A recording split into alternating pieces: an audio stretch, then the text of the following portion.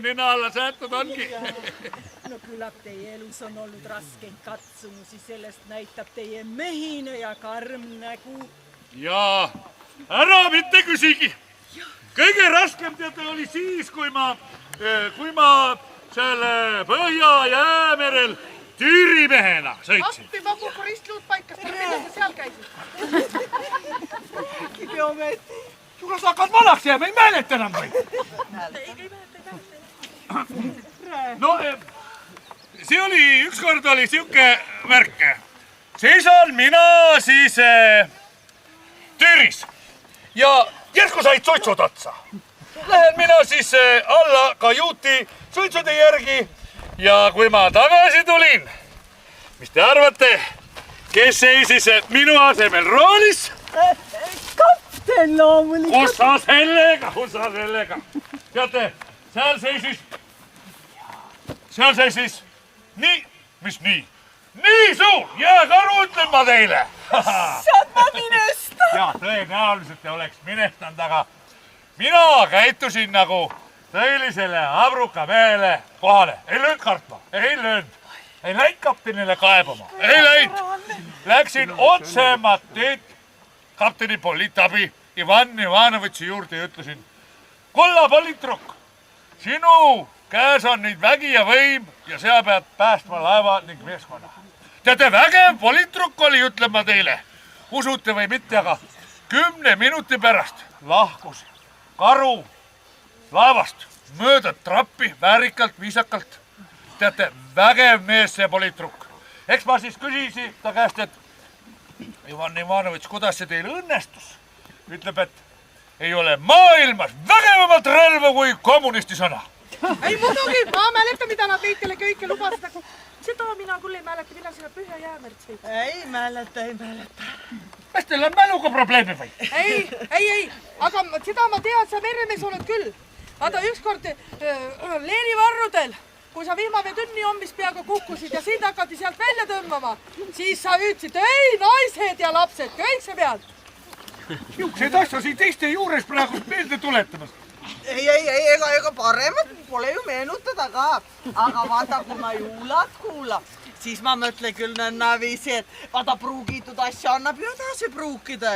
Et teed aga vanast sellest vankrist villakorvi ja topid vana kasuka kavati täis, paned herne hirmutiseks. Aga vaata vana tüdrukut ei saa nüüd küll miskit moodi edasi areta. Ma täna selle Harri eest, jah. Aga sa tead ka seda, et ma ükskord, kui Soo Johaniga rääkisin, ma küsisin ta käest, miks sa küll malli võtsid, tead, mis ta mul vastas? Vaatas mul ale näuga otsa, ütles, no mis ma teha sain, kui ta mulle lapse tegi. Ma vaatan korra.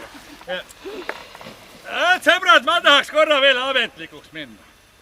No tere tulemast veel kord, kes te siin kõik nüüd kogu olete kenasti tulnud, aga ma tahan teile öelda seda, et ärge siin väga valjust laulge.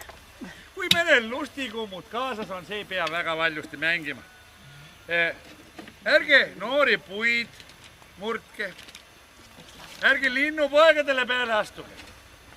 Teate, meil siin oma linnud, oma ahvenad. Kui muusika ja muidu lärm on liiga vali, linnud lendavad rätti. Ahvenad ujuvad ruhnu taha. Sedamoodi. Jah, ta on soolo vahel ikka tõsi ka taga vaata, jah. Aga ma räägin, osu kõik nüüd. Mul on kõik, kui sa lubad, jah? Jah, palun. Aga ma tahan teitele rääkida, kui ta abruka loodi, kas te teate seda?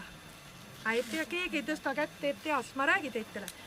Vaada, ükskord seal, kus te tulite seal Kuressaares, seal Pöduste jõe kaldal elas üks kuri kurg. Ta oli ikka nii kuri, et ei temale sobinud putukad ega tiudmud, kui anna talle lamba tallekesi.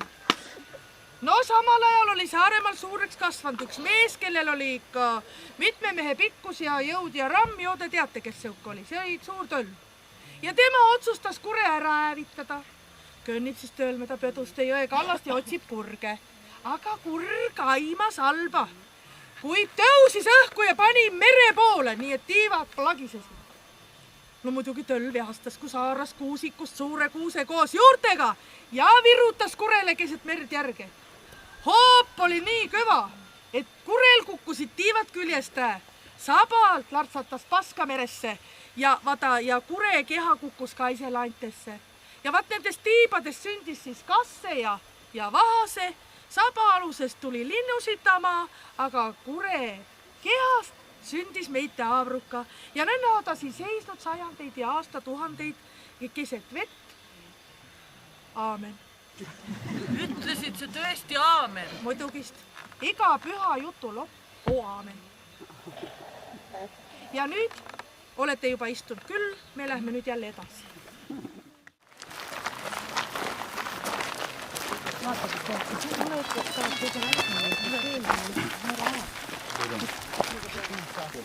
Iga kui naisi põlema kasuta juhust, ma lobisen. Kes sa arvad, kes te toosid? Iga kui naised kohal on, ma räägite. See on see nüüd pisike, aga püha paik ehk Abruka kalmistus. See on see koht, kust Abruka pojad ja tütred oma maise teekonna lõpetavad vaatamata sellele, kuhu elusaatus nad on viinud ja mis nendele on õnnestunud korda saata või saatmata jätta. See on siuke märkimisväärne ja tähtis paik mitme asja poolest. Meil on siin mõisnike auad, meil on seal Estonia lukkunute ja mälestusriik. Meil on tundmata sõduri aud ja siis meil on seal väikse kuuse taga, kus tütarlapsed küünle panid. Mälestuskivi Abruka sõjas, Abruka meestele, kes suures sõjas langisid. Mitte Abruka sõjas. Ja see on eriline selle poolest, et omal ajal õnnestus Eestimaa meestel sõdida küll õigel poolel, küll valel poolel ja see oleneb, kust poolt seda vaatasid. Ja need, kes juhtusid valel pool olema, nendest ei tohtud rääkida. Aga suurel Stagna ajal Abruka naised olid iganged naised, tellisid kiviraidurite käest suure sildi, kirjutasid sinna Abruka meestele, kes langisid suures sõjas ja ära lugesid kõik mehed, olenemata sellest, millise poole peal nad olid. Õige pea sai sellest teada julgeolek ja käskis tuttu sildi maha kruvida. Abruka naised ajasid rinna ette ja ütlesid, et nad tahaks näha, kes selle sildi ära võtab. No, nagu te ise näete, pole riiki, pole julgeolekut, aga silt seisab siiamaani. Nii kanged naised on Abruka naised. Ja ega Abruka mehed ka kehvemad pole, vaata meil on suurt sõda meil pole olnud. Teistest autodest ma räägin teile, ma olen maksmal tark mees. Suurt sõda pole olnud, aga me nii viletsad ka pole olnud, et üldse siis pole sõda meist mööda üle käinud. Aga meil on nõnda, et ühel pool olid venelaste laevad ja teisel pool olid sakslaste laevad ja need tulistasid üle Abruka saare üksteist. Ja kui see tulistamine pihta hakkas, tol ajal elasid ikka mitu peret elasid, ikka mitu põlvkonda ühes majapidamises koos ja siis inimesed varjusid suurde keldrisse, kivikeldrisse. Ja kui nad olid siis nõndamoodi oma 7 korda keldrivahet päeva jooksul jooksnud, siis see vana peremees suurest külast ütles, kuramus, mina enam joosta ei viitsi, et las nad seda. Kui see surm peab tulema, siis tuleb. Ja nii kui tellitud oli, tuli kahuri kuuldist, võrk, mis pole lõhkend, mees istus nurkas, kuudus võrku, viis maja nurga ära. Mis sa räägistate selle autoga? Viis maja nurga ära, viis nii õnnelikult või õnnetult, et viis ära maja nurga koos võrguargiga, mis nurkas seisis ja koos võrguga, mida mees paikas.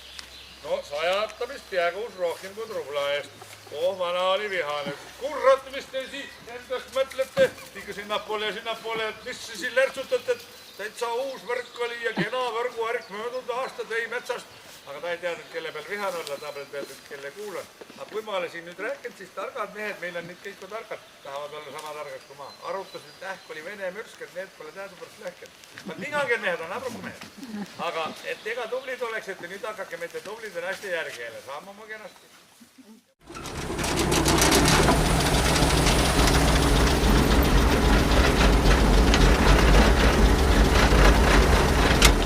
Raske lauamat maa ei podi. Ei, seda peal vanasti, kunagi Vene ajal oli hästi kombeks võita nii raske lauamat igal Hiina ajal ja igal pool. Siis väga rangelt ma tean, ma räägin nagu vanade meeste juttu.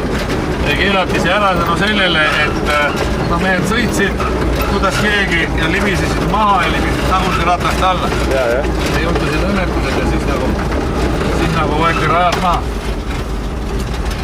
Ma olen kõige viimane. Abruka mets on kuulus selle poolest, et siin on hästi palju igasuguse erilisi puuliike ja taimeliike kasvab. Ja üks Abrukametsa omapära on meie suured pähklipuud. Näete sarapuu ehk pähklipuu. Ei kujutage ette, mismoodi sealt pähkli kätte saab. Ja legendi järgi räägitakse nii, et suur tõll, kes elas Saaremaal, käis sügiseti Abrukas pähklil. Kui tuli pähklihooaeg kätte, siis suur tõll kooris püksisääred üles ja kahlas Abrukasse pähklite järgi läbi mere. Siis on see tähtis veel väga eriline see koht. Nagu te teate, Jaaniõel leides Sõnajala õit pidid sa ka kohtama oma õnne ilmtingimata või vähemalt väga suure tõenäosusega pidid sa oma õnne leidma. Abruka metsas on palju erilisi paiku, see on siin väga eriline ses mõttes, et kui te sinna paremal poole vaatate, siis siin see Sõnajala salu, mis pidid mingi erilise nimega, mingid kilpikud või mis need on, ega Sõnajalad nad on igatahes, mingi liik, kasvavad, loomulik kõrgus on nendel 1,5–2 meetrit. Ja siin on ta nad nüüd nii kõrgused, kuna kevad oli hilisem, siis nad on nagu vähekene oma kasvult tagasi jäänud. Kui hästi. Meil on ratsionaliseerimine.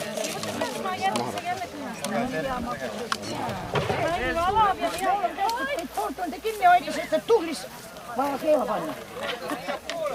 Lähme puu alla. Kuule, lähme sinna, võtke oma topsikud ja lähme siia puu alla, mul omal ka vähe pala. Mõtle, kui tore, et juua saab. Ilu on ikka ilus. Kuule, võtsite vekki ka või? Mis asja? Vekki. Vekki ka veel oli, ma ei näinud. Mul oli täna muidugi ongi raske tööpäev, ma lappisin puid pool päeva. Hirmsasti väsitas ära käed nii häiget päeva. Jo, sa tundsid mu ära, ma olen Abruka Maali. ja mu mees on August. Kas sa tead, kui ma Augusti omale meheks võtsi, siis külas kõik küsisid, et mis sa tas ometiskid leidsid. Noh, nüüd ma olen ju 40 aastat taga abielus olnud, August on 20, sest ta on pooled päevad maha maganud.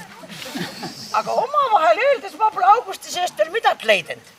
Vaata, August on siuke mees, kus temaga korraks ennast saab maha toetada, seal tema kohe tukub ja siis, kui ma ta üles ajan, siis ütleb, et täna ei ole külas juttu aetud küll, aeg äär koju magama minna. Vaata, ükskord juhtus August kangel kiire leina aal, sedamoodi kööki paku peale tukkuma jääma. Noh, ma ajasin ta üles, ta muu peale nii vihaseks. Ta taris köögilaua ühes sahtlitega sülle ning viskus õue kajusse. Tead sa, metil oli kajus üks vana konn. See kohkus nii kolesti, kargas üles, Sirili pees otsa, kukkus hirmsa häälega röökma. Mu ämm, Augusti ema. See kohkus oma ette, see pidi omale roosi ehmatama. Ütles, et mõtle, no nüüd on küll maailm hukka läinud, sa kuula,